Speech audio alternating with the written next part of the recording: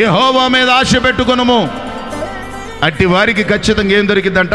కృప. కృప కొరక రండి, కృప పొంది వెళ్ళండి. ఆమేన్. అందరూ చెప్పండి, కృప కొరకు రండి. అందరూ చెప్పండి, కృప కొరకు రండి, కృప పొంది వెళ్ళండి. ఈ 40 దినముల ఉపవాస ప్రార్థన ద్వారా ఎంత కృప పొందుకోవాలో అంత కృప దేవుడు నిక్షిప్తము చేసి పెట్టాడు.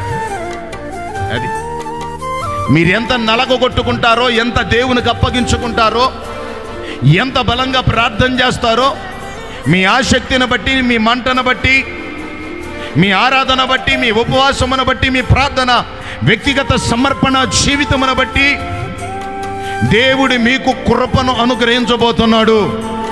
ఆమేన్. ఆ కృపలో అన్ని నిక్షిప్తమై ఉన్నాయి. అర్థమవుతుందా? అయ్యా నాకు రోగం ఉందయ్యా, నాకు అప్పుల బాధ ఉందయ్యా, నేను దేవుని ఆత్మ పొందుకోవాలయ్యా. అర్థమవుతుందా? నాకు వివాహం అవ్వాలయ్యా, నాకు గర్భబలమయ్యా.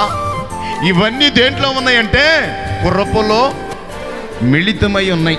స్తోత్రం. మల్టీ విటమిన్ అన్నమాట. అన్ని దాంట్లోనే ఉన్నాయి.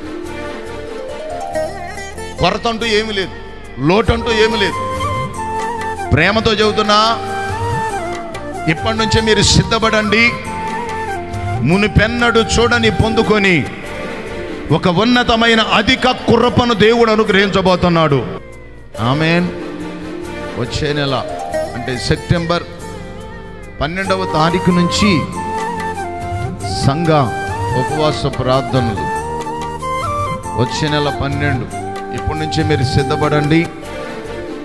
ఉదయం 5 నుంచి 6 గంటల వరకు ప్రార్థన ఉండిద్ది. అలాగే 10 నుంచి 1 గంట వరకు ప్రార్థన ఉండిద్ది. అలాగే సాయంత్రం 6 నుంచి 9 గంటల వరకు ప్రార్థన.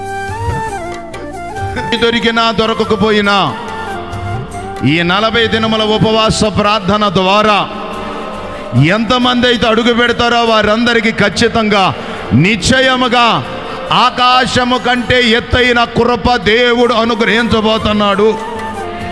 ఆమేన్.